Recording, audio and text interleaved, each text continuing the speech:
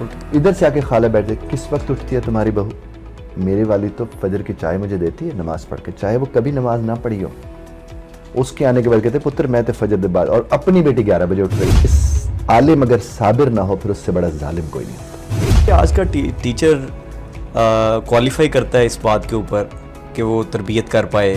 دوسرا, ڈائریکٹ گفتگو نہیں ہوتی ہسبینڈ وائف کے درمیان, وہ انڈائریکٹ ٹونٹ کی شکل اختیار کر لیتی ہے. دوست سے کبھی دکھ نہیں شیئر کرنا چاہیے, اگر آپ نے دوست بنائے نہیں کرنا چاہیے, نہیں کرنا چاہیے. تو انگریزی سے لوگ کیوں اتنا ڈرتے ہیں؟ ضروری بھی ہے, سیکھنا بھی چاہتے ہیں. یہ جو رب ہے نا, اس کے ساتھ اگر آپ کا تعلق کلام والا ہو جائے نا, میں ناکامی کو سمجھتا ہوں کہ جس گھڑی آپ یہ سوچ لیتے ہیں کہ آپ کچھ نہیں کر سکتے تو وہ ناکام لمحہ ہوتا ہے. اوکے. شہزاد گیلانی کا سلام پہنچے دی تھرڈ ویو میں خوش آمدید. اور سب لوگ بات کر رہے ہیں, سب لوگ گفتگو کر رہے ہیں, کچھ لوگ سن رہے ہیں, کچھ نہیں سن رہے. اور روزمرہ کی زندگی میں ہمیں بہت سارے لوگوں سے بات کرنی ہوتی ہے, اور بات سے شروع ہونے والا سفر لڑائی پہ ختم ہوتا ہے, اور لڑائی ہو جانے کے بعد ممکن ہے وہ تعلق ٹوٹ جائے یا وہ تعلق بھی نہ چل پائے. تو ہمارے معاشرے میں بہت سارے مسائل ہیں تعلقات کو لے کے. آج ہمارے ساتھ سید اعجاز بخاری صاحب موجود ہیں, جن سے ہم بات کریں گے تعلقات کے حوالے سے. وہ میاں بیوی کا تعلق ہو, وہ دوستی کا تعلق ہو, وہ کوئی رشتہ داری کا تعلق ہو, تو ہم ان سے ریلیشن شپ کے اوپر بات کریں گے. یہ نامور لائف کوچ ہیں, ریلیشن شپ کوچ ہیں, اور پڑھاتے ہوئے انہیں کوئی 20 سال سے زائد کا عرصہ ہو چکا ہے, اور ان کا ایک بہت بڑا ایکسپوجر ہے اس حوالے سے. السلام علیکم سر. وعلیکم السلام شاہ صاحب. سب سے پہلے تو شاہ صاحب آپ کا بہت شکریہ, اپنے قیمتی وقت میں سے تھوڑا وقت آپ آج ہمیں دے پائیں گے, آپ کا بہت شکریہ. مہربانی, آپ نے بلایا جناب.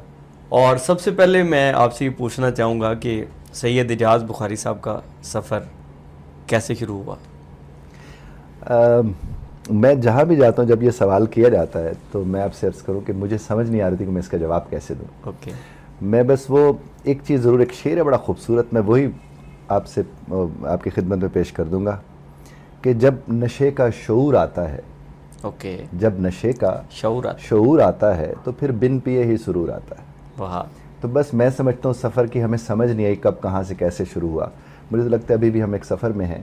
شروعات کی اکثر یا یاد نہیں ہوتی یا کوئی یاد نہیں کرنا چاہتا, یہ سمجھ نہیں آ رہا ہوتا.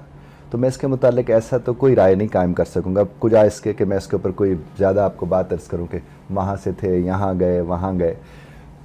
چل رہے ہیں, سیکھ رہے ہیں, سکھا رہے ہیں, سمجھنے کی کوشش کر رہے ہیں.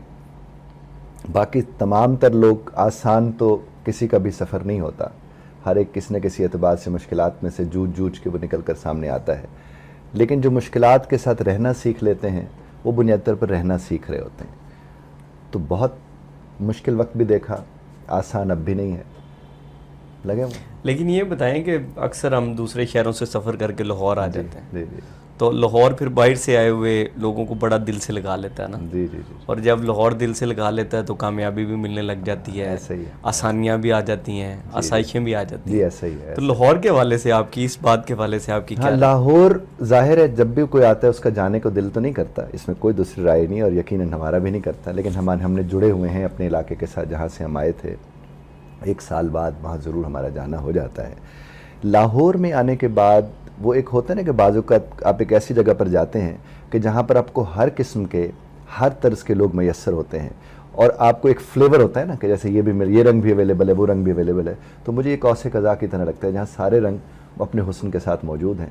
اور پھر جب یہاں کے ادیب جو تھے ان سے جب ملاقات, اور شروع میں جب پی ٹی وی کے اوپر میں کام کیا کرتا تھا تو اس وقت بہت سے اچھے لوگوں سے ملنے کا, خاص طور جیسے بہت بڑا نام ہے ضیاء محی الدین صاحب کا, ان سے مجھے 1 سے 2 مرتبہ ملنے کا اتفاق ہوا.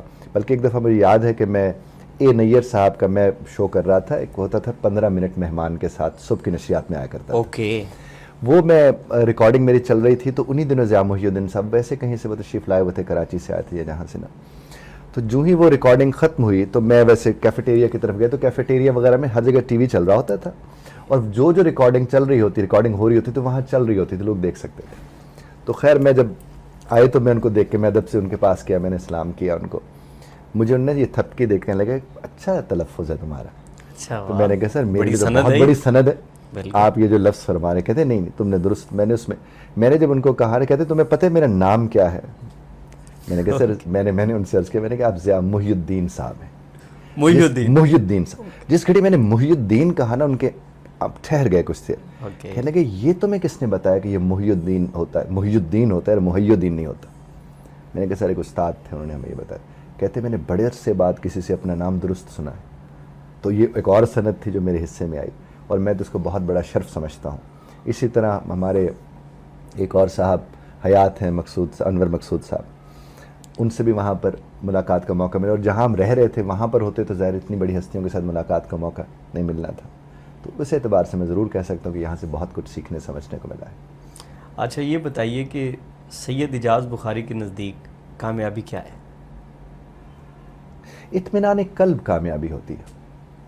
اطمینان قلب کے علاوہ کوئی کامیابی میں نہیں سمجھتا ہوں. آپ نے کبھی دیکھا ہوگا کہ کوئی جھونپڑی کے اندر سویا ہوا ایک شخص بڑا مطمئن ہے، تو اس سے بڑی کامیابی اور کیا ہو سکتی ہے؟ اور ایک شخص محل کے اندر ہے اور وہ سو نہیں پا رہا، تو وہ کامیاب آدمی تو نہیں ہو سکتا.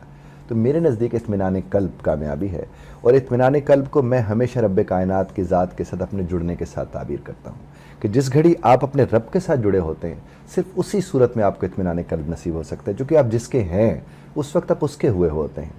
اور خالق اور مخلوق کا تعلق ہے ہی یہی کہ جب آپ ان کے ساتھ جڑ جاتے ہیں تو پھر آپ جتنے خراب ترین حالات میں ہوں، آپ کی ذات کو ایک اطمینان ملا ہوا ہوتا ہے. تو میں اس کو اور کسی چیز کے ساتھ نہیں جوڑتا. میرے نزدیک تو اطمینان قلب ہی کامیابی ہے.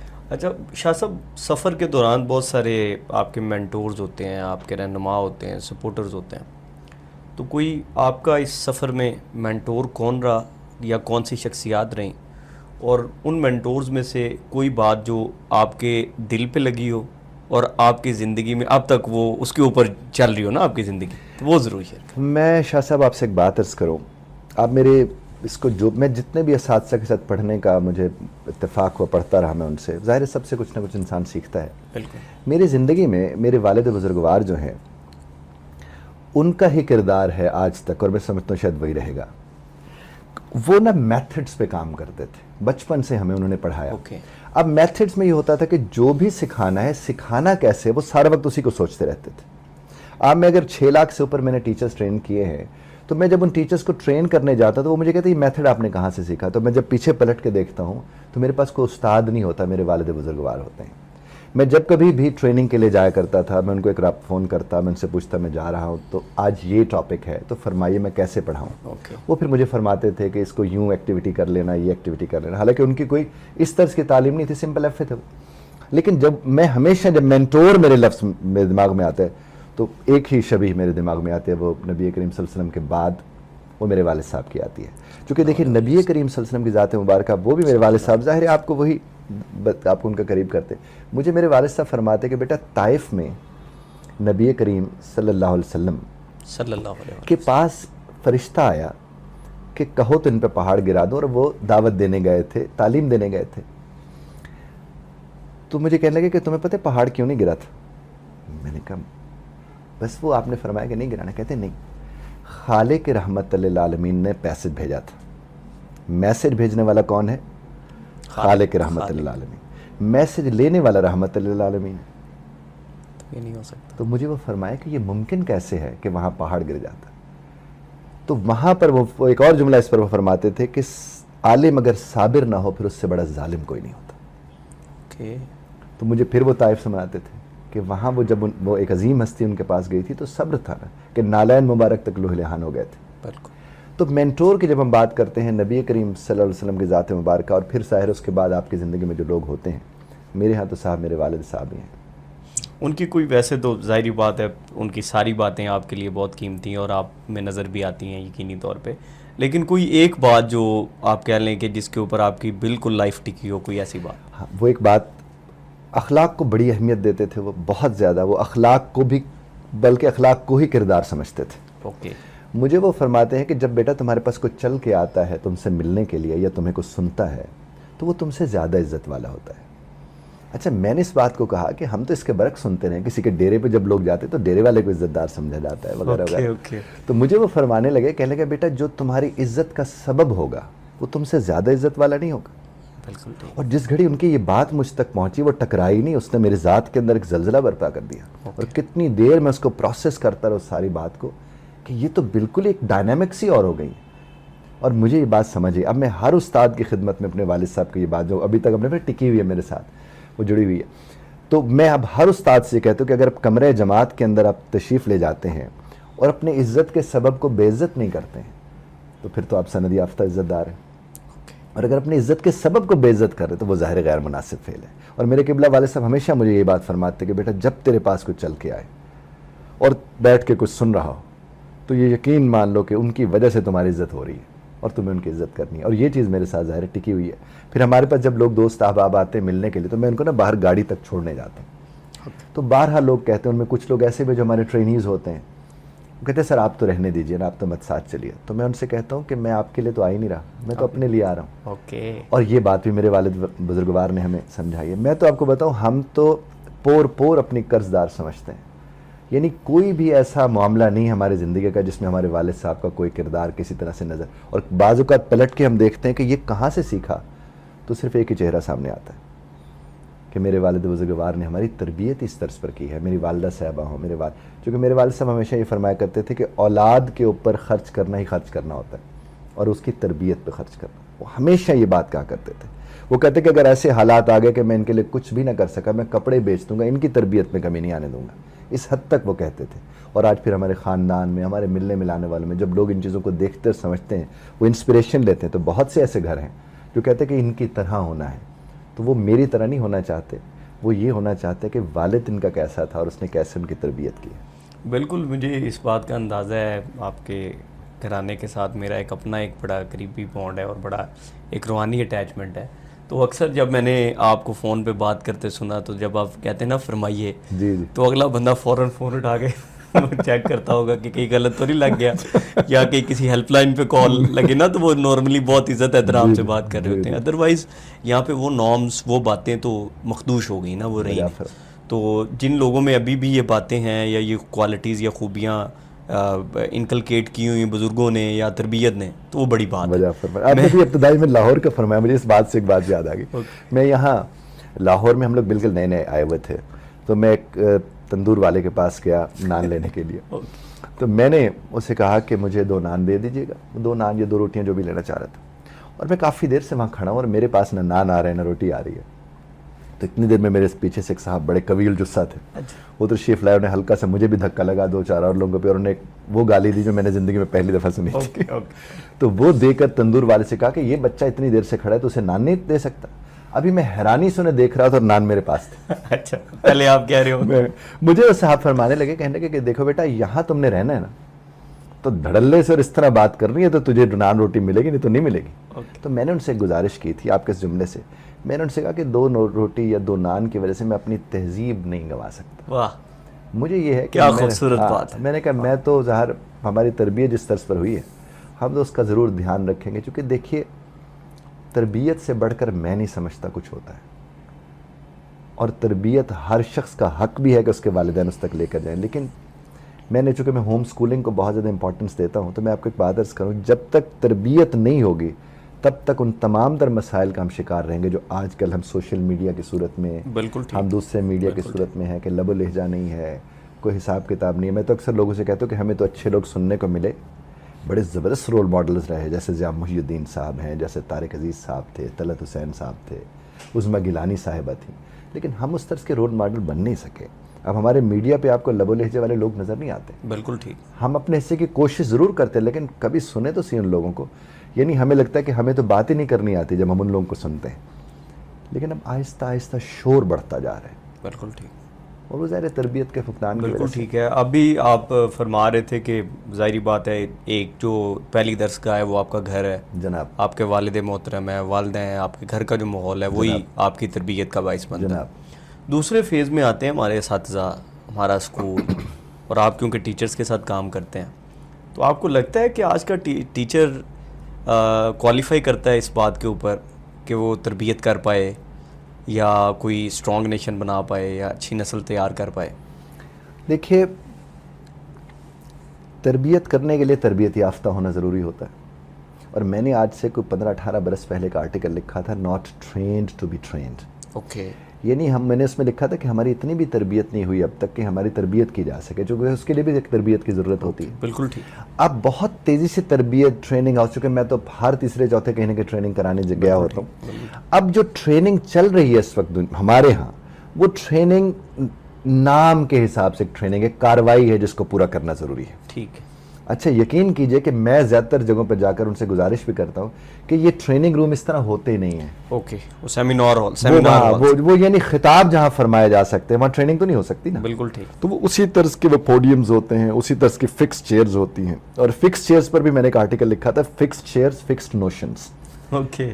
یعنی اگر آپ کی چیئرز فکسڈ ہیں تو آپ کے خیالات بھی اسی طرز پر فکسڈ ہوتے ہیں. ٹھیک ہے. تو ٹریننگ تو ایک تو وہ بات ہے. دوسری بات یہ کہ جو خاص طور پر جو گورنمنٹ کے اساتذہ ہیں ان سے میں پھر بھی کسی نہ کسی طرز پر بھلائی کی توقع کر سکتا ہوں، چونکہ وہ لوور مڈل کلاس کے لوگ ہوتے ہیں. ان کے ہاں کیریکٹر بلڈنگ کے اوپر پھر بھی کہیں نہ کہ روک ٹوک چل رہی ہوتی ہے. اوکے. تو ان سے یہ والی تربیت کی تو آپ تھوڑا بہت توقع کر سکتے ہیں. باقی یہ ہے کہ جب آپ کا استاد پڑھانے کے علاوہ بہت سے کام اس سے لیے جا رہے ہوں گے، اوکے، تو پھر آپ اس سے کیسے یہ کر سکتے ہیں؟ زیادہ تر استاد کو جو بڑے عہدے پہ بیٹھا استاد ہے نا، وہ تو گلوریفائڈ ڈاکیا ہے. اس نے دن میں 4 خط یہاں سے آگے وہاں بھیجنے، وہاں کی ڈاک بھیجنے، یہاں کی ڈاک بھیجنے، یہاں سے میل آگے، وہاں سے میل، وہ یہی کرتا رہتا ہے نارملی استاد جو ہے. اب چونکہ جو اس کا کام ہے وہ اسے کرنے نہیں دیا جاتا، یا پھر یہ تم نے انرولمنٹ اتنی پوری کر لی، یا تم نے یہ والا کام اتنا کر لیا، یا تم نے وہ والا کام اتنا کر لیا، تو وہ جو پڑھائی والا معاملہ ہے وہ دور ہوتا ہے. دوسری بات میں آپ سے عرض کروں، جس میں نظام سے اب تفہیم نکال لیں گے، یعنی کمپریہنشن نکال لیں گے، وہ جتنا اعلیٰ نظام آپ دے دیں وہ نسل اس سے پروان نہیں چڑھ سکتی. تفہیم بہت ضروری ہے صاحب. اور تفہیم کیا ہے کہ کسی کی کہی ہوئی بات کو آپ اپنے لفظوں میں کہہ سکتے ہیں تو اس کی تفہیم ہے آپ کو. اور اگر آپ اسے نہیں کہہ سکتے، میں اکثر لوگوں سے کہتا ہوں کہ نیوٹن نے اگر کوئی بھی بات کی تھی، اگر وہ اپنی دادوں اور نانوں کو جو کبھی اسکول نہیں گئے آپ سمجھا سکتے ہیں تو آپ کو اس بات کی سمجھ ہے. اور اگر وہ آپ نہیں سمجھا سکتے پھر آپ کو اس بات کی سمجھ، مطلب آپ یہ سمجھتے ہیں کہ اگر آپ نہیں سمجھا پا رہے تو یہ آپ کا فیلئر. یقیناً. میں تو بلکہ یہاں تک کہتا ہوں کہ جب ایک استاد برصد معذرت، میں چونکہ اساتذہ سے مخاطب ہو کے کہہ رہا ہوتا ہوں جب ان کے سامنے ڈائریکٹ ہوتا ہوں، اب یہاں تو ہو سکتا ہے کچھ سن کے پتہ نہیں کیا اس پہ رائے قائم کریں. میں آپ کو ایک بات عرض کروں، جب آپ کسی کو سمجھا نہیں پا رہے ہوتے ہیں اور وہ آپ کو کہے ہوئے تمہیں سمجھ نہیں آ رہی، تو اس کے سامنے تو صاحب شیشہ لے کے جانا چاہیے اور وہ سامنے ان کے رکھ کے کہنا چاہیے پھر ذرا ارشاد فرمائیے گا کہ آپ کو سمجھ نہیں آ رہی کہ مجھے سمجھ نہیں آ رہی. سمجھانے والا ذمہ دار ہوتا ہے، اور ذمہ دار رہتا ہے، اسے طریقے ڈھونڈنے ہوتے ہیں. اب میں کسی کو پڑھا رہا ہوں، سمجھا رہا ہوں، میں نے 10 طریقے آزما لیے، اور اگر 10 کے 10 طریقے فیل ہو تو میرے طریقے فیل ہوں، اس کی سمجھ فیل نہیں ہوئی. بالکل ٹھیک. بالکل. تو مجھے 11واں ڈھونڈنا ہے صاحب، استاد کا کام ہی یہی ہے. بالکل ٹھیک. مجھے 12واں ڈھونڈنا ہے، مجھے طریقے ڈھونڈتے رہنا اور اس عمل کا حصہ بنے رہنا ہے. میرے رب کائنات کے سامنے تو وہ بات جاری ہے نا کہ دیکھیں صاحب یہ تو اپنے حصے کی کوشش کر رہے ہیں اور ہمیں اپنے حصے کی کوشش کرتے رہنا. اچھا شاہ صاحب، تعلقات کی بات کریں تو ہم کوئی اگر ریشو لیتے ہیں تو بہت زیادہ ریشو بڑھ گئی ہے، ریلیشن شپ ٹوٹنے کی، طلاق کی ریشو بہت بڑھ گئی ہے. تو آپ کے نزدیک کوئی 2-3 ایسے میجر پوائنٹس جو اس کی وجہ ہے وہ کیا ہیں؟ کیونکہ آپ کے پاس کپل آتے ہیں کاؤنسلنگ کے لیے. یہ جو خلا ہے، خلو بھی شاید اس کے خلو میں خیال میں مناسب درست لفظ ہے شاید، یا یہ جو طلاق ہے زیادہ تر یہ پڑھے لکھے لوگوں میں آ گئی ہے. اوکے.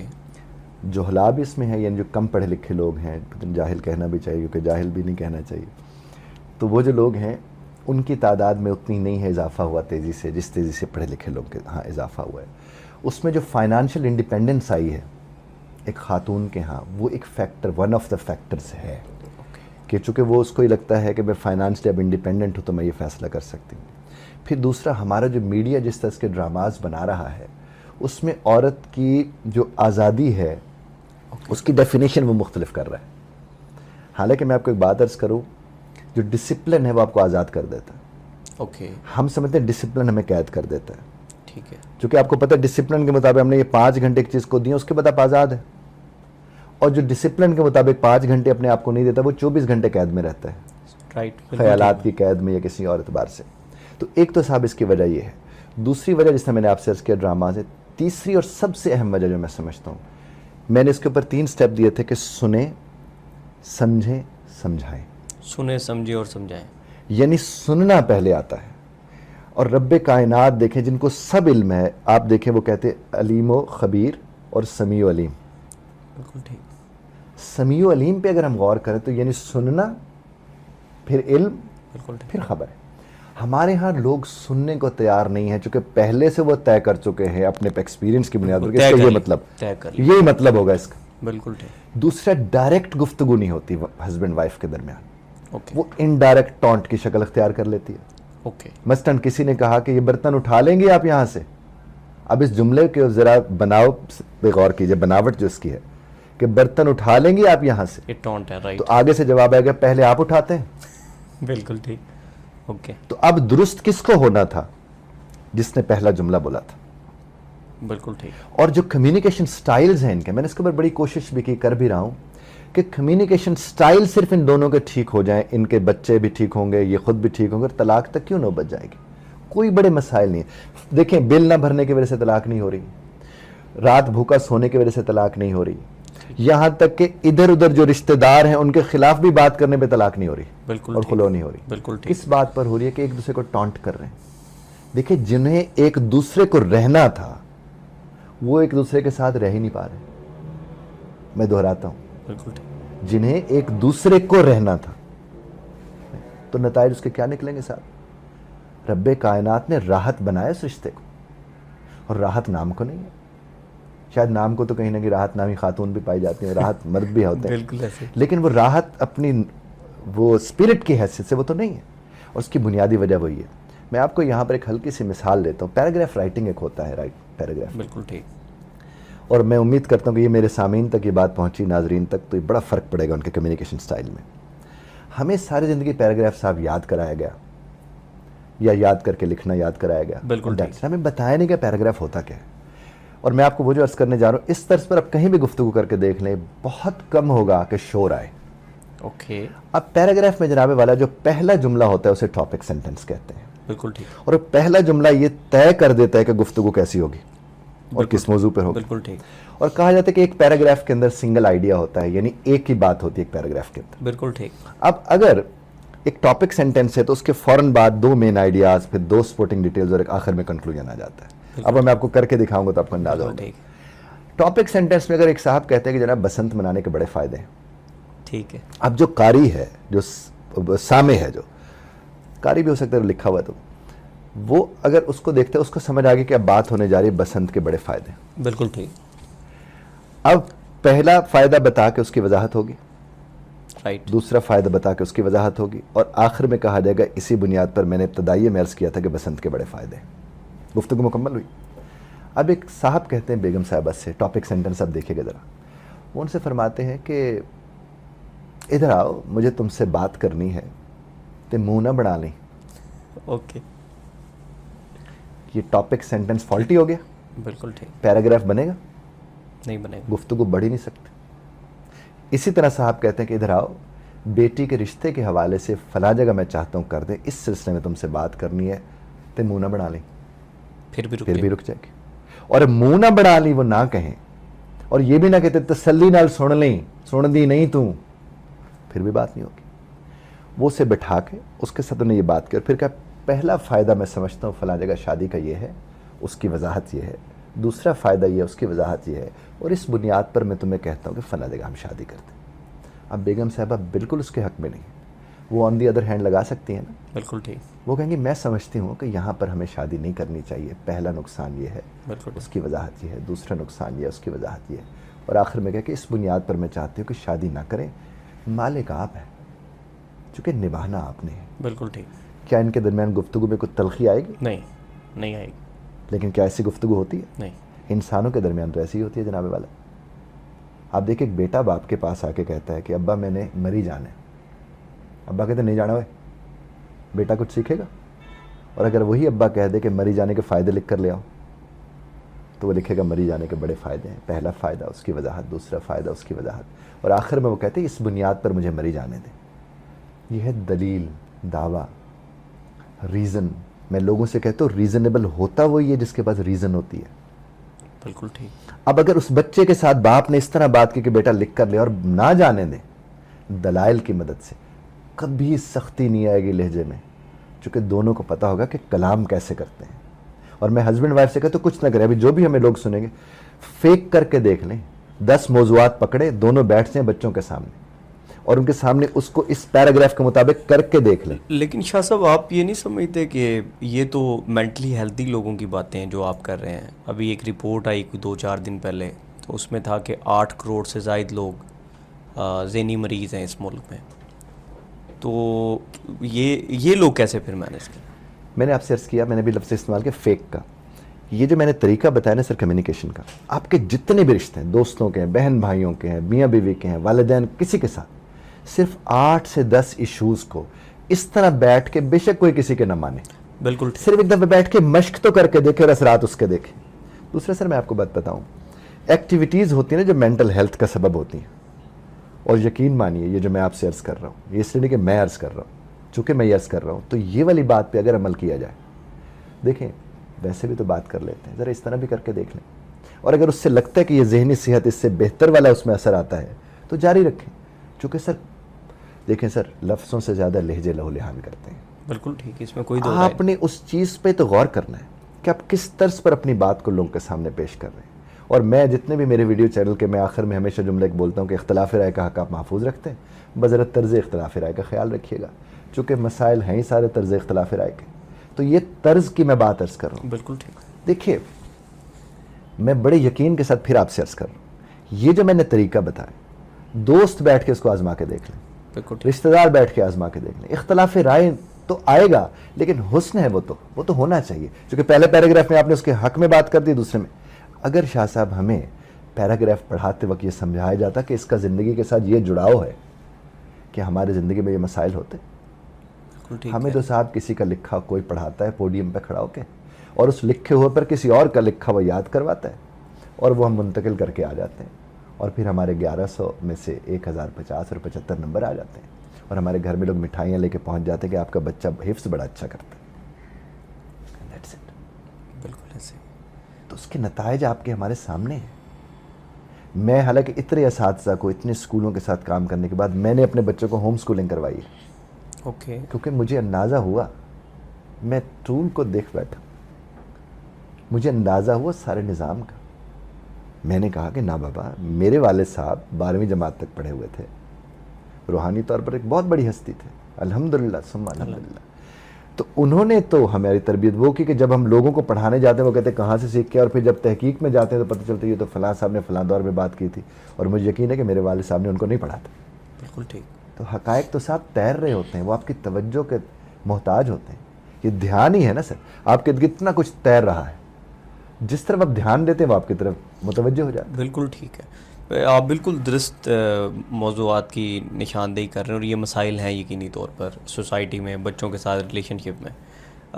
لو میرج یا ارینج میرج آپ کی جو ریسرچ ہے اس کے مطابق؟ میرے حساب سے سر دیکھیے ہماری شریعت جو ہمیں کہتی ہے وہ یہ کہتی ہے کہ آپ اس سے شادی کریں جسے آپ پسند کرتے ہیں. اوکے. ایسا ہے, اگر اس کو آپ پسند والی شادی کو آپ لو کہنے کے بجائے لائک کہہ دیں, کیونکہ لائک ترجمہ بنتا ہے پسند کا, تو بنیادی طور پر جن کی شادی ہونی ہے انہیں ایک دوسرے کو پسند کرنا چاہیے اور ان کی شادی ہونی چاہیے. لیکن پسند کا مطلب یہ نہیں کہ وہ لمبا عرصہ ایک دوسرے کے ساتھ گزار کے پھر شادی والے رشتے میں جڑیں. میں تو اکثر لوگوں سے کہتا ہوں کہ منگنی نکاح شادی میں بہت کم وقت ہونا چاہیے, اور وہ کم وقت سے مراد ہفتوں کا بھی وقت نہیں ہونا چاہیے, ایک آدھ ہفتہ ٹھیک ہے, بات سمجھ آتی ہے, لمبا چوڑا وقت نہیں ہونا چاہیے. دوسرا, شادی کے بعد دریافت شروع ہوتی ہے, دونوں ایک دوسرے کو دریافت کرتے ہیں, تو وہ انہیں وقت ملے گا تو دریافت کرتے کرتے دل لگی ہو جاتی ہے, اور یہاں دل لگی سے جب جاتے وہ تو دریافت شدہ ہوتا ہے. اور جب دریافت شدہ ہوتے تو پیچھے رہتے ہی کچھ نہیں ہے, اس لیے وہ رشتے اس طرز پر نہیں چل پاتے. دیں گے وہ اس طرح جینا سیکھ لیں گے جس طرح آپ جیتے رہیں. لیکن کوئی آپ کوئکلی کوئی 3 کو ٹولز بتا دیں جو سیکھنے کے لیے ضروری ہیں, ان کو کیا سیکھنا چاہیے؟ سر سننا, انہیں کہ 30 سیکنڈز. آپ کے اصل میں چہرے پہ جو شرارت والی مسکراہٹ ہے نا, وہ مجھے بات کرنے سے تھوڑا بہت. میں آپ سے ایک بات کروں, سننا. جب بھی جائیں آپ دیکھیں ہسبینڈ وائف صرف یہ کہ مجھے میری مثلا خاتون بیٹھ کے بات کر رہی ہیں, بغیر ٹوکے سنیں, جو کہ میرے نزدیک مینٹلی ہیلدی ہے ہی وہی جو بغیر ٹوکے سن سکتا ہے. بغیر ٹوکے ایک تو سنیں. دوسری بات کہ شروع کے دنوں میں اگر وہ جوڑا دیر سے اٹھتا ہے تو ان کو تانے مت دیں, ہوتا ہے نا. بالکل. ادھر سے آ کے خالہ بیٹھ جائے, کس وقت اٹھتی ہے تمہاری بہو؟ میری والد تو فجر کی چائے مجھے دیتی ہے نماز پڑھ کے, چاہے وہ کبھی نماز نہ پڑھی ہو. اس کے آنے کے بعد کہتے ہیں پتر میں تے فجر دے بعد, اور اپنی بیٹی 11 بجے اٹھ رہی ہے. وچ از ناٹ گڈ. بیلنس لانا, بیلنس ہی تو نہیں ہے نا سر. میری بیٹی کے لیے کچھ اور ہے, کسی اور کی بیٹی کے لیے کچھ اور ہے. اس کے اوپر ظاہر کرنے کی ضرورت ہے.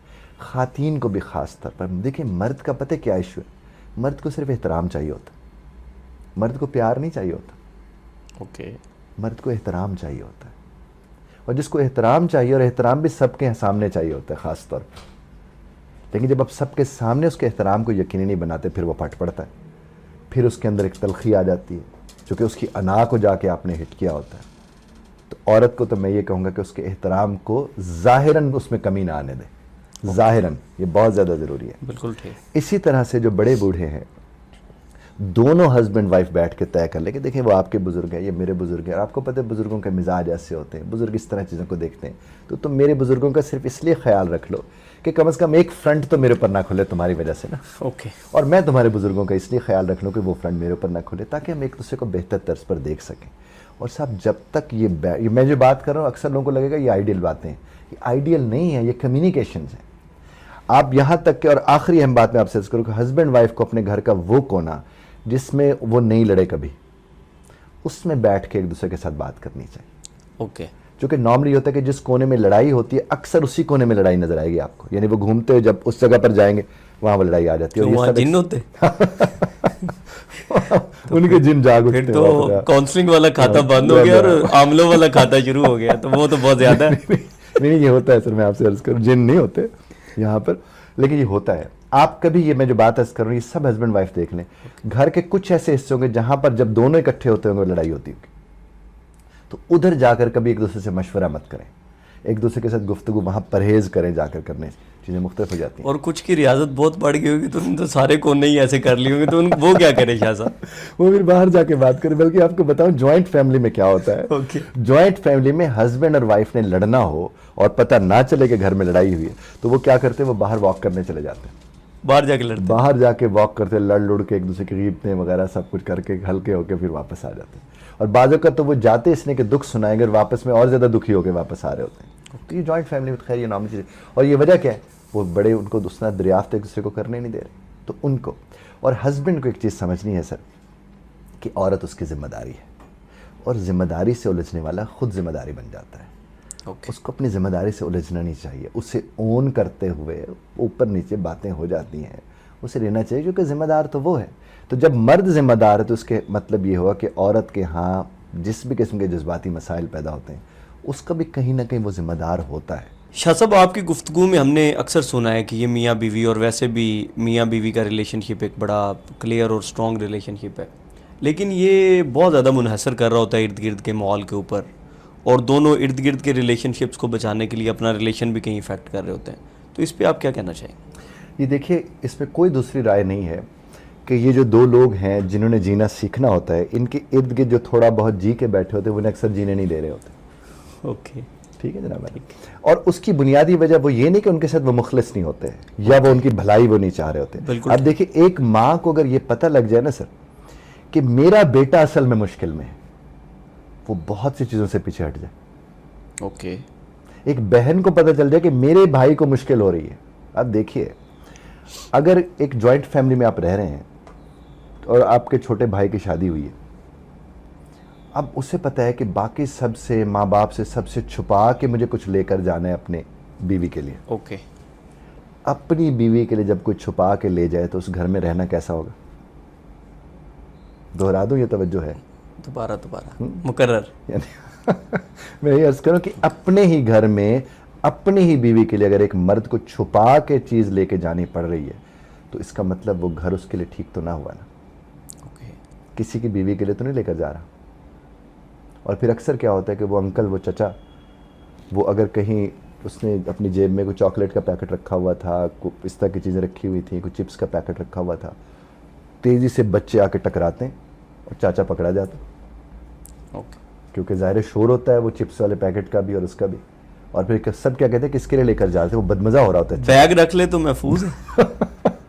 बैग भी सर जो भी है, हाँ ये भी ऐसे अच्छी आपने मशवरा दिया, बैग हैंग कर लेना, बैग हैंग कर ले तो वो फिर वो सर एक आध दफा अगर बैग पकड़ा गया तो हर वक्त बैग शक की निगाह से देखा जाएगा। ओके। ये एक इशू। देखिए वो जो लोग हैं ना, वो जो इर्द गिर्द बैठे हुए लोग हैं, वो ज़ाहिर मैं आपको बल्कि एक वाक़या सुनाऊं। एक घर में एक खातून मौजूद थी, वो भी जॉब करती थी, साहब भी जॉब करते थे। तो सवेरे सवेरे कहीं वो उठी और उन्होंने पता नहीं को 1 या 2 अंडे रखे हुए थे, फ्रिज से निकाले, जल्दी जल्दी बनाया, खामन को खिलाया, खुद खैर चली गई। को 11-12 बजे फ़ोन जाता है खामन का बीवी के पास कि तुम ना आज अपने उस जहाँ तुम ऑफिस जिसमें जॉब कर रही हो वहाँ से तुम ना अपने घर चली जाना, मैं फिर शाम तक बात करता हूँ। ओके। खातून ने कहा पहले 10 की होया। अच्छा। यानी कितने अच्छे तरीके से उसने बात की थी कि तुम चली जाना, मैं शाम को बता दो। अरे इतना तो एतबार करो। नहीं पहले मैंने 10। उसने कहा कि थोड़ा मसला हुआ है तो मैं तुम्हें इसलिए कहते, नहीं मैं तो सवेरे ठीक निकली थी, कोई बात तो हुई नहीं थी। कैसे मसला, क्या हो गया? कहते यार वो सवेरे जो तुमने वो जो 2 अंडे बना दिए थे ना, वो तुम्हें पता तो है मेरी बहन घर आई हुई थी। अच्छा। और अम्मी ने उसके लिए मंगवाए थे। अच्छा तो वो कह रही हैं कि ये जानबूझ के ये करके गई है सब कुछ। ओके। तो इससे पहले कि मज़ीद को फटा हो तो बेहतर यही है कि तू चली जा, शाम तक मैं मामला दुरुस्त करके तुझे ले आऊँगा। ओके। मैं उन्हें कह दूंगा कि उसको वहाँ से जाना था या मैंने कोई काम भेजना था। खातून कहे कि मसला कोई नहीं, तब परेशान ना हो, मैं देख लूँगी, लेकिन मैं घर नहीं जाऊँगी, मैं इधर ही आऊँगी। अच्छा। अब खातून ने क्या किया कि शाम को जब वापस जाएगी 1 दर्जन अंडे लिए और घर पहुँच गई। ओके। अच्छा जब वो घर पहुँचती हैं तो वो सामने बैठी सास के सामने यूं अंडे फेंकती हैं उस चारपाई पर, कहते हैं कि इसकी वजह से मेरा घर तोड़वा रही थी आप, 2 खाए थे 12 लेकर आ गए। अच्छा।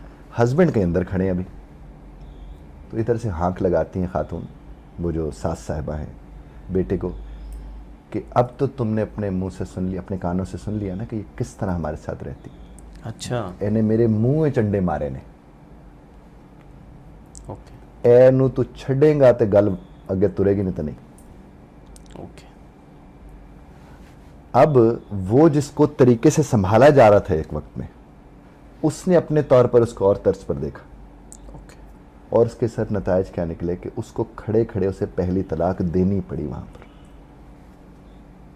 अब इस सारे सिनेरियो को हमारे सुनने वाले और आप समेत अगर कुछ सोचे तो गड़बड़ कहां पर हुई है और कहां कहां संभल सकती थी। यानी वो 1 से 2 अंडे एक औरत की 3 तलाकों में से 1 तलाक का सबब तो बन गए।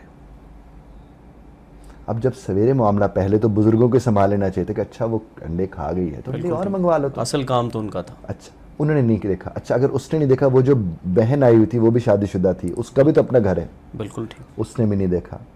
देखा किसने जाकर? हस्बैंड ने। उस वक्त जब माँ ने ये बात की होगी वो तो दोनों साइडें रखने के चक्कर में वो वही तो मैं कह रहा हूँ, बहुत ज्यादा परेशान। मेरा बल्कि इसके ऊपर वीडियो है कि तुम बदल गए हो।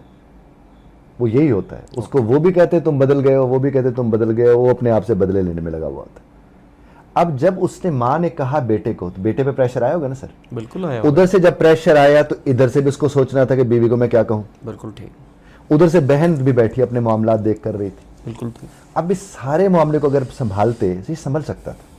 चलो माँ ने गलत कर दिया जो नहीं करना चाहिए था, बहन ने भी गलत कर दिया जो नहीं करना चाहिए था, बीवी अपना घर सोच लेती।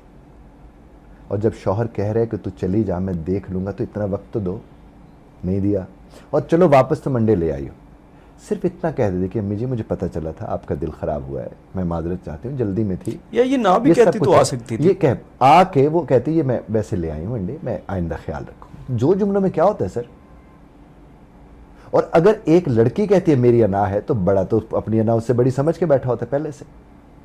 ओके। आप समझते हैं कि थोड़ा बहुत कॉम्प्रोमाइज सर बहुत ज्यादा जरूरत है। और ये देखें ना, हम जब कहते हैं ना मैंने कॉम्प्रोमाइज उसकी वजह से किया, वो तो कभी कॉम्प्रोमाइज होता ही नहीं सर। समझौते सर अपने लिए करने पड़ते हैं।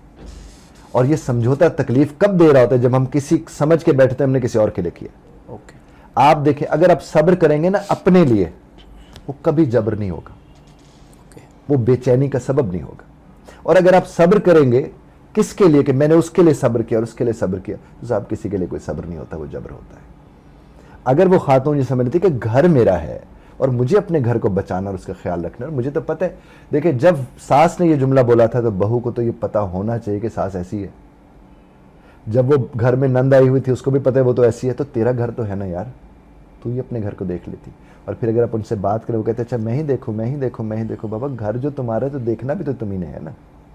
اوکے, تو اس میں مدد کی جا سکتی. اب دیکھیں اس لمحے اگر جو بھی میری کہانی سن رہے ہوں گے, یہ والی بات جو میں نے آپ کی خدمت میں پیش کی ہے, اب ادھر ساس کو سوچنا چاہیے کہ سارے اس سینیریو میں سب سے زیادہ جس نے بھگتا ہے وہ مرد تھا, بیٹا جو اس کا بیٹا ہے. ہاں وہی بھگت رہا تھا اس کو. بالکل ٹھیک, تو اس لیے ان چیزوں کو سمجھنے کی ضرورت تو ہے سر. بالکل ٹھیک ہے شاہ صاحب, ریلیشن شپ کی بھی بات ہو گئی, آپ کے سفر کی بھی بات ہو گئی. اب آپ انگریزی کے استاد ہیں لیکن آپ اردو بول رہے ہیں تو آپ سے دل کرتا ہے بندہ اردو ہی بولتا رہے شکر گزار. اور انگلش کا تذکرہ بھی نہ کرے, لیکن کیونکہ آپ پچھلے 30 سال سے کم و بیش انگریزی پڑھا رہے ہیں جناب والا, اور آپ کے ماشاءاللہ بہت زیادہ شاگرد ہیں, تو انگریزی سے لوگ کیوں اتنا ڈرتے ہیں؟ ضروری بھی ہے, سیکھنا بھی چاہتے ہیں, مجبوری بھی ہے, لیکن ڈرتے ہیں انگلش سیکھتے ہوئے, بولتے ہوئے, پڑھتے ہوئے, سنتے ہوئے, یہ کیوں ہے؟ دیکھیں جب آپ کسی چیز کو جناب والا اسٹیٹس کا مقام دے دیتے ہیں نا, اوکے, تو خوف اس میں آ جاتا ہے. ٹھیک ہے, آپ نے انگریزی کہیں غلط نہ بول دوں کا جو خوف ہے, بھی غلط بول دو کہ تمہاری تھوڑی ہے. اوکے, دیکھیں ہم اپنی اردو میں بے پناہ غلطیاں کرتے ہیں. اپنی پنجابی, سندھی, سرائکی جو بھی ہم زبانیں بولتے ہیں, بلوچی, براہوی, جو بھی ہماری مادری زبانیں, اس میں بھی بہت زیادہ غلطیاں کرتے ہیں. وہاں ہم کیوں نہیں گھبراتے؟ چونکہ ہم نے ان کو وہ سٹیٹس ہی نہیں دیا ہوا. بالکل ٹھیک, اس کو ہم نے بڑا سٹیٹس بنا رکھا ہے. زبان تو ابلاغ کا ذریعہ ہے, بالکل ٹھیک, وہ سٹیٹس تھوڑی ہوتی ہے. رائٹ, ہاں درست لب و لہجہ ہونا چاہیے, درست لفظ بولنا چاہیے, درست جملہ بولنا چاہیے, لیکن اس کا خوف نہیں ہونا چاہیے.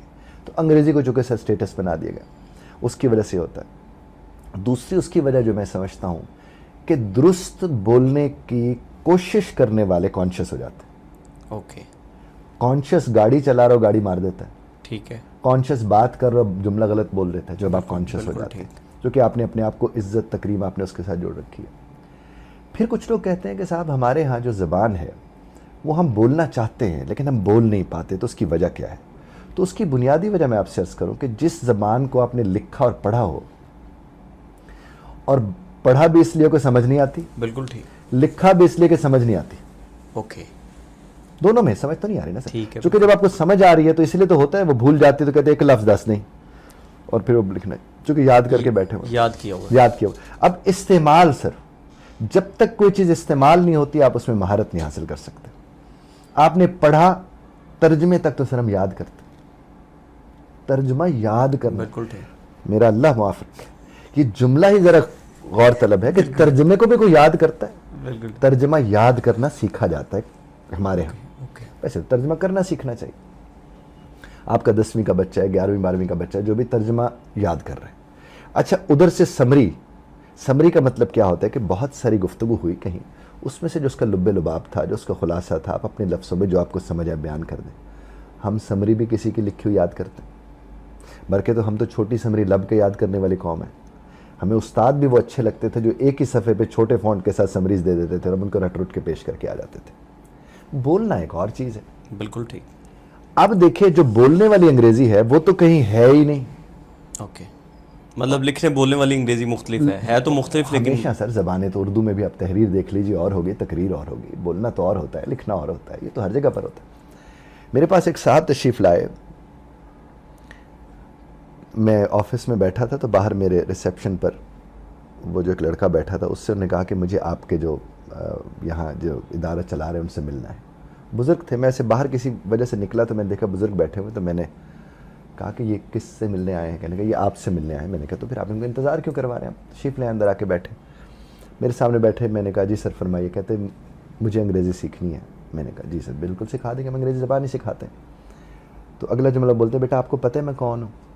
میں نے کہا سر مجھے نہیں پتا آپ کون ہیں. انہوں نے اپنا نام لیا تو میں تو کرسی چھوڑ کے کھڑا ہو گیا. اچھا, میں کہوں سر آپ مذاق اڑانے آئے, آپ یہ آپ کس طرح, آپ کیسے کہہ سکتے کہ ہم آپ کو انگریزی سکھائیں؟ تو کہنے لگے بیٹا میں تمہیں یہی بات بتانے آیا ہوں. اچھا, میں نے کہا فرمائیے. وہ جو صاحب آئے تھے ان کی ایم اے انگلش میں کتابیں پڑھ کے ہم نے ایم اے کیا. اوکے, وہ بہت بڑے نام والے. بالکل ٹھیک, تو مجھے کہنے لگے کہ میں آپ کو یہی بتانے آیا ہوں کہ میں 6 گھنٹے انگریزی میں لیکچر دے سکتا ہوں, 5 منٹ انگریزی میں بات نہیں کر سکتا. اوکے. اور پھر انہوں نے مجھے کہا, اور یہ میں تمہیں بتا اس لیے ویسے میں بھی نہیں کر سکتا. آپ مجھے وہ فرمانے لگے کہ میں یہ بتانے آپ کو اس لیے یہ بات آیا ہوں کہ آپ یہ بات لوگوں تک پہنچائیں. یہ میں اجازت بھی آپ کو دے رہا ہوں کہ آپ لوگوں کو یہ بتائیں کہ بولنے والی زبان میں اور باقی زبانوں میں فرق ہوتا ہے, لکھنے والی میں, پڑھنے والی میں, اور ہمیشہ سے یہ فرق رہا ہے. کتابی اردو, کتابی انگریزی بولا جاتا ہے. تو جب تک آپ بولنے والی نہیں بولیں گے بالکل ٹھیک. تب تک وہ آپ کو نہیں. اب بولنے والی میں صاحب جملے کم ہوتے ہیں, ٹکڑے زیادہ ہوتے ہیں, اور ہم اپنے روزمرہ میں بولتے ہیں. آپ دیکھیے, اگر آپ کے کسی دوست کے ساتھ بے تکلفی ہے اور آپ اس کے ساتھ بیٹھے ہوئے ہیں, آپ کو تو اسے کہیں بیٹھے ہوئے آپ اسے ہلکی سی کوہنی مار کے بولتے ہیں چلنا ہے, پھر وہ آگے سے کہتے ہیں رکنا. وہ کہتے ہیں کنی دیر, وہ کہتے ہیں 2 منٹ, وہ کہتے ہیں ویکھ لیں. پھر اب 2 لوگوں کے درمیان گفتگو مکمل ہو گئی, لیکن ایک لمحے کو بھی جملہ کہیں نہیں ہے. جملہ نہیں ہے. بالکل ٹھیک.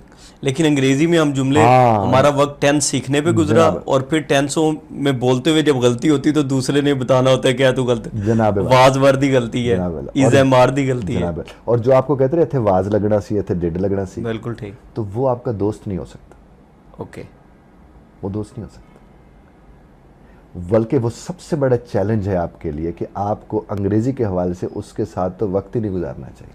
بالکل ٹھیک. اور ہم اکثر اچھے کام ایسے لوگوں کی وجہ سے چھوڑ دیتے ہیں جو ہمارا مذاق اڑاتے ہیں. اسی لیے آپ دیکھیں, اولیاء اللہ گزرے ہوں, انبیاء کرام گزرے ہوں, جس نے بھی حق کی بات آ کر کی ہے, سب سے پہلا ریئیکشن مذاق ہوتا تھا. بالکل ٹھیک. بے یقینی, مذاق, یہ سب کچھ. تو اس کا مطلب اگر آپ کو پتہ ہے آپ حق پر ہے, آپ درست عمل کا حصہ ہے, غیر شرعی فعل نہیں ہے, غیر اخلاقی نہیں ہے, تو آپ کو تو ڈٹ جانا چاہیے. سم مستقم, آپ ڈٹ جائیں پھر اس کے اوپر. اور پھر وقت آتا ہے. میں جب انگریزی بول رہا ہوتا تھا, کرکٹ کھیلتے ہوئے بولتے تھے, اور سارے کہتے شاہر بلے لگا رہنے کو, مذاق اڑاتے تھے, کوئی یہ کوئی وہ. لیکن ہوتا کیا تھا, جب میری انگریزی درست ہوئی تو پھر میرے وہی دوست, میرے وہ جو فیلوز تھے, کرکٹ کھیلتے تھے ساتھ, وہ سب کے سب کہتے تھے کہ شاہ کے ساتھ چلتے پھرتے رہیں گے تو ہماری بھی انگریزی ٹھیک ہو جائے گی. اور اگر میں اس وقت ان کی مذاق کے ڈر سے پیچھے ہٹ جاتا تو اس میدان میں تو میں کہیں بھی نہیں ہوتا. وہ تو آپ کو اور ہمیں, اور بولنے والی بولیں, لکھنے والی بولنے کی کوئی ضرورت نہیں. اور اس کی میں اکثر مثال دیتا ہوں, بہت زیادہ ریکارڈنگ بھی اس کے اوپر ہوئی ہے. میں اس کی اکثر مثال دیتا ہوں کہ اگر میں کسی سے کہہ دوں کہ غم بڑا مدرک الحقائق ہے, تو اس طرز کی اردو تو روزمرہ میں بولی نہیں جاتی. بالکل ٹھیک. وہ تو اگلے کو اور زیادہ تکلیف دینے کے بعد وہ پہلے غمزدہ ہے اور اس طرح سے. لیکن اگر میں اس کے ساتھ بات کرتے چھوٹے چھوٹے جملے بول کے اس کو تسلی کرانے کی کوشش کروں, صورتحال مختلف ہوگی. میں چھوٹا سا ایک رول جو ہر جگہ پلے کرتا ہوں, یہاں بھی آپ کو کر کے دکھا دیتا ہوں. بہت مہربانی ہاں, میں کر کے دے دیتا ہوں. وہ اب دیکھیں, مسٹر اے اور مسٹر بی کے درمیان اگر ایک رول پلے ہو رہا ہے, اسپیکنگ کے حوالے سے میں آپ سے عرض کرتا ہوں, اگر مسٹر اے کہتے ہیں گاون, تو مسٹر بی آگے سے کہتے ہیں یا گاون. Where market, market why, to buy something. Something what? Some food items. Food for whom? Obviously family. Family got married. Yeah, got married. Great, congratulations. Thank you, bye. Yeah, bye, see you, maybe. دونوں میں گفتگو مکمل ہے. بالکل ٹھیک. اور اگر ہمارے اوپر یہ آپتی آن پڑتی, ہم کیا کرتے ہیں, ویئر آر یو گوئنگ, بالکل ٹھیک. اور آگے سے جواب آ رہا تھا I am going to market, اور تھوڑی دیر کے بعد جملہ ختم ہو جانا تھا. اور سوچنا بھی پڑنا. یقیناً دیکھیے, زبان کو جب زبان کے حساب سے ٹریٹ نہیں کریں گے تو وہ آپ کو بہت برے طرح سے ٹریٹ کرے گی. بالکل ٹھیک. اور اسی کے نتائج آپ کے ہمارے ہاں کسی نہ کسی شکل میں برآمد ہوئے ہیں. آپ صرف اٹھ کے دیکھیے, گھر میں بیٹھی خاتون کو, صاحب کو جو کبھی نہیں انگریزی بولی, جنہوں نے کہیں نہیں گئے, آپ ان کو صرف کہتے ہیں ویز, جب بولا جائے ویز تو اس کا مطلب ہے کدھر ہے. اور مرد تو بولتے ہی اتنا ہی ہے کہ کتھے. جب مرد گھر جاتے تو اکثر اس کا یہی ہوتا ہے کتھے, آگے سے جواب آتے اتھے, اودے چودے تھلے, اودے اتھے وغیرہ وغیرہ. اب مرد نے اگر پوچھ لیا کہ ٹیبل کے اوپر جو کیک پڑا ہوتا کتھے, تو ٹیبل انگریزی زبان کا سر, بالکل ٹھیک. کیک بھی انگریزی زبان کا, اندر سے آواز ہے فریجچ, بالکل ٹھیک. اور اگر انہیں ان کہہ دیں تو ان فریج ہو گیا, انگریزی شروع. شروع. کس نے پوچھا وہ ریموٹ کتھے, ریموٹ پھر انگریزی کا. بیڈ تھلے, تو بیڈ جو ہے سر, بیڈ پھر انگریزی کا, تو انڈر دا بیڈ کہہ دیں گے, بیڈ تھلے آ جائے گا. بالکل ٹھیک. اچھا, اسی طرح سے انہوں نے بولا کہ کپ کتھے, کپ اگین انگریزی کا لفظ ہے, تو اب اس کے اوپر بات وہ کیا کریں گے, جس گھڑی انہوں نے کہہ دیا کھپ تو انہیں کہہ دیا شیلف اتے, شیلف پھر انگریزی کا ہے, آن, تو اس کا مطلب ان, آن, انڈر, نیئر, یہ 4-5 پریپوزیشنز ہیں.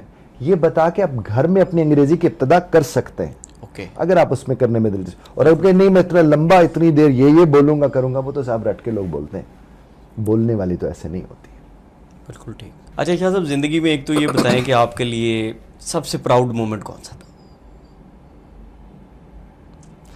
میں تصوف سیمینار تھا ایک, اوکے, اس کے اوپر مجھے بطور مقرر بلایا گیا اور کہا گیا اپنی انگریزی میں خطاب کرنے کو, انٹرنیشنل لیول کا تھا.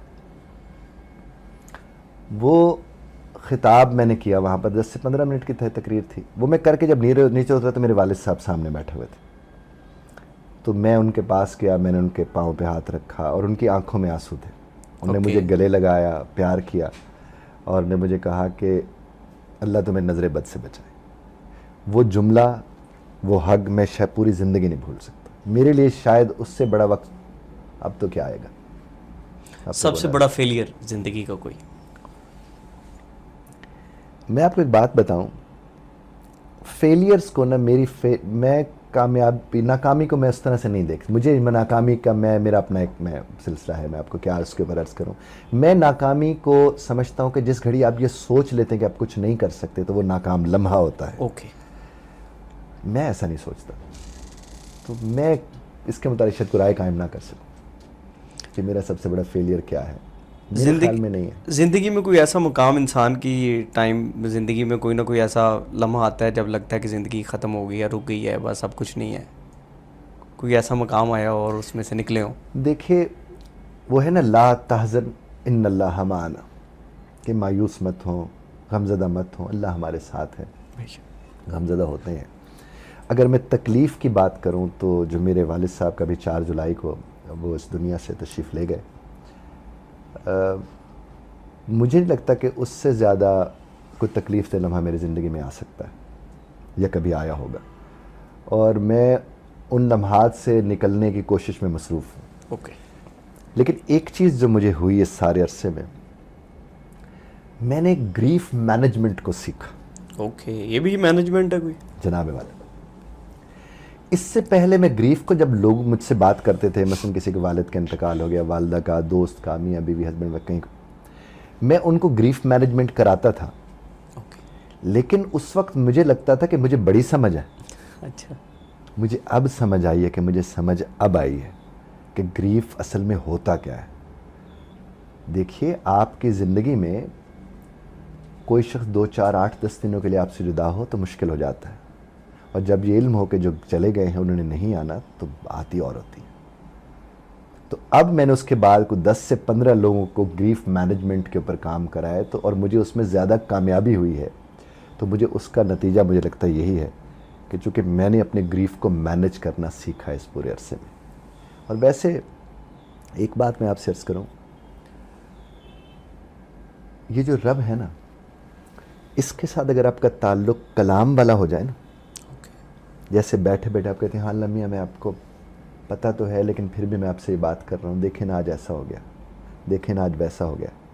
یہ جو ڈائریکٹ تعلق بننا شروع ہو جاتا ہے نا, آپ کو میں عرض کروں کہ آپ کو لگتا ہے کہ آپ کو سنا جا رہا ہے. چونکہ جب قادر مطلق آپ کو سنتا ہے نا سر, تو ہیلنگ ہو رہی ہوتی ہے. بالکل درست بات. لیکن وہ کنیکٹیوٹی قائم کرنے کے لیے آپ کو سارے تعلق توڑ کے اس کے ساتھ جڑنا پڑتا ہے. بالکل ٹھیک. اور اس کے ساتھ جڑنا دنیا کا آسان ترین کام ہے, چونکہ وہ تو جڑنے کے لیے ہر وقت بیٹھا ہے. رابطے تو ہماری طرف سے خراب ہوتے ہیں نا سر, تعلق تو ہماری طرف سے ہوتا ہے. اور گریف مینجمنٹ میں نے یہ دیکھا ہے کہ جب آپ کسی کو رب کے ساتھ جوڑ دیتے ہیں, دیکھیں مخلوق سر خالق کے ساتھ جڑ گئی تو بات تو ختم ہو گئی. تو that's what I have share, like میں نے اس کو جو بہت زیادہ اس عرصے میں دیکھا کرا ہے. لیکن اللہ محفوظ رکھے سر, بے شک سب نے جانا اس دنیا سے, بہت تکلیف دہ بات ہوتی ہے, بہت تکلیف ہوتی ہے سر. یعنی آپ کو کچھ سمجھ نہیں آ رہا ہوتا. مجھے ہاسپٹل میں جب ہم لوگ تھے سر, سارے ڈاکٹرز تھے, سب نرسز تھیں, بزرگ بھی تھے, اولاد بھی تھی, سب تھے, سب بے بس تھے. کوئی کچھ نہیں کر پاتا تھا, کسی کو کوئی کچھ بھی نہیں کر سکتا تھا. یہ جب آتا ہے وقت تو تبھی سمجھ آتا ہے سر. یہ نہ کوئی کتاب سمجھا سکتی ہے، نہ کسی کا کوئی لیکچر سمجھا سکتا ہے، نہ کسی کا کچھ. اس کے بعد سمجھ آنا شروع ہوتی ہے.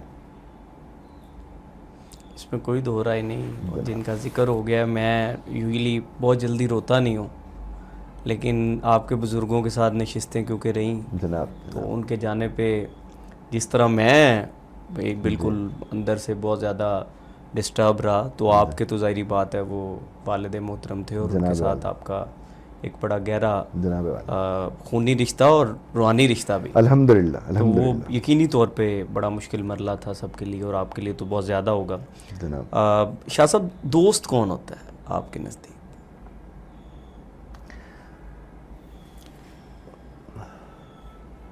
شاید بہت عجیب آپ کو لگے، میں تو دوست نہیں بنائے کبھی میں نے. اوکے. میرے کبھی دوست نہیں رہے.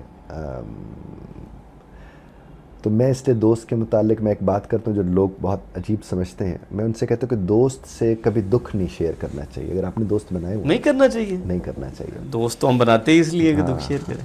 تو میں یہ سمجھتا ہوں کہ جسے آپ نے دوست بنایا ہوا ہے وہ آپ کو عزیز ہوگا، آپ کو اس کے اوپر اعتماد ہوگا، یہی ہوگا نا تو آپ کا وہ دوست ہے. بالکل. اب دوست کے ساتھ جب آپ دکھ شیئر کرتے ہیں تو دکھ کم کیسے ہو سکتا ہے؟ مجھے یہ بات سمجھ نہیں آتی. اوکے. چونکہ آپ کا دوست دکھی ہو گیا تو دکھ کم کہاں سے ہوا؟ اچھا، کچھ لوگ کہتے ہیں شیئر ہو گیا، تو اس کا مطلب پھر بھی تو آپ کے پاس بھی رہا اور ایک اور کو بھی آپ نے دکھی کر دیا. دوست کی بجائے ایکسپرٹس جو ہوتے ہیں دکھ تو صرف انہی سے شیئر ہونے چاہیے. اب دیکھیں مثلا آپ کے ایک دوست ہے، آپ کو پیسوں کی ضرورت ہے، آپ نے اسے کہا یار مجھے اتنے پیسے چاہیے. اس کا آپ کا اعتماد کا رشتہ ہے، آپ نے اسے پیسے. اگر آپ نے اسے بیٹھ کے کہا یار وہ بچہ بیمار ہے، یار وہ تمہیں پچھلے دفعہ بھی تمہاری بھابھی کے زیور بیچ کے ہم نے یہ سارے سلسلے کیے تھے، ادھر سے بھی مسئلہ، ادھر سے 10 باتیں 10,000 دکھ سنا سمجھا، اس کا دماغ خراب کر کے کہ یار میں نے پیسے دے دے. میں اسے دوست نہیں سمجھتا. اوکے. دوست یہ ہوتے ہیں آپ اسے کہتے ہیں یار مجھے پیسے چاہیے، یا فلاں جگہ تو میری جگہ پہ چلا جا، یا یہ والا میرا کام کر دے، یا میں گھر پہ نہیں ہوں تو میرے ماں باپ کو دیکھ لینا. Fine, I understand. اگر آپ نے اس کو پوری تکلیف کی ڈیٹیل دے کے پھر اس سے کچھ کہا ہے تو وہ صاحب دوست کہاں سے ہو سکتا ہے؟ اور اگر آپ کا وہ واقعی دوست اور آپ کو پوری ڈیٹیل بتائے تو وہ دکھی ہوگا، تو دوست کو دکھی کرنے والا اس کا دوست کہاں سے ہو سکتا ہے؟ وہ نہیں ہو سکتا. صحیح بات تو ہے. دوست کے ساتھ دکھ شیئر نہیں کرنے چاہیے. دوسری بات ہے کہ یہ جو خاص طور پر ہسبینڈ وائف کے ایشوز ہیں یہ تو کبھی دوستوں کے ساتھ ڈسکس نہیں کرنے چاہیے. اوکے. صرف ایکسپرٹ کے ساتھ. اب مجھے ایک بات بتائیے، خدا نہ خواستہ کوئی آپ کو کوئی بیماری ہے تو آپ کو ڈاکٹر کے پاس جانا چاہیے کہ دوست کے پاس؟ لیکن یہاں تو سارے ایکسپرٹ ہیں. وہ تو پھر ظاہر ہے، وہ تو ہوتے ہیں بہنیں فون کر رہی تھی دوسرے کو، وہ جب تمہارے سر میں درد اس طرح سے ہوتا ہے تم نے نیلی گولی کھائی تھی کہ پیلی. آپ کہیں بھی کوئی بات کریں تو مجھے تو لگتا ہے کہ ایکسپرٹ بھی ہیں سارے اور حکیم بھی سارے، کیونکہ کوئی نہ کوئی نسخہ وہ دے کے بھیجتے نہیں سر. پھر اس جگہ پہ ایکسپرٹ کی سپیس کیسے بنے؟ ایکسپرٹس تو ایکسپرٹس ہیں سر، انہی سے بات کرنی چاہیے. جو ظاہر ہے ہر کوئی ایکسپرٹ ہے وہ تو خیر نہیں، میں رشتہ داروں کی خاص طور پر بات کر، ان سے بات نہیں کرنی. اور دوست جس کو اگر آپ سمجھتے ہیں کہ دوست کی جو ایک ڈیفینیشن ہے، اچھا وقت جن کے ساتھ گزرتا ہے آپ کا، آپ جاتے ہیں، ہنسی مذاق ہوتی ہے، تھوڑا بہت ہلا گلا ہو گیا، کھانا وانا کھا لیا، 4-5 جوک سن لیے، 4-5 جوک سنا دیے، دیٹس اٹ. ضرورت ہے تو ضرورت کے تحت آپ ان سے رابطہ کریں جن کا آپ کا اعتماد کا رشتہ ہے. آپ ان سے کہ وہ آپ کی ضرورت کو پورا کر دیں، نتھنگ لائک دیٹ. ہاں اگر آپ دوستی کو کسی اور ڈچوں کو، ہو سکتا ہے کہ آپ کے یہاں جو کامنٹس ہیں اس میں وہ پھر مثالیں دیں عظیم ہستیوں کی اور پھر ان کے دوستوں کی، تو وہ تو ہماری مجال ہے، وہ تو ظاہر ہے، وہ تو بات ہی اور تھی، وہ تو لوگ ہی اور تھے. لیکن میں نے فی زمانہ جس چیز کو دیکھا کرا ہے کہ اگر آپ جسے دوست سمجھتے ہیں آپ اسے کبھی دکھی نہیں کرتے اپنا دکھ سنا کے. اس کے ساتھ صرف خوشی شیئر کرنی چاہیے اور خوش رہنا چاہیے، اور ضرورت شیئر کرنی چاہیے، دکھ نہیں. ضرورت اور دکھ شیئر کرنا بڑا فرق ہے سر. آپ ضرورت شیئر کر دیں بس بات ختم ہوگی. دکھ آپ اس سے کیوں شیئر کریں؟ انج پہ پین ہوندی ہے تو انج پہ تکلیف ہوندی ہے، وہ تو ڈاکٹر بتا سکتے ہیں نا سر. دوست تو کچھ بھی نہیں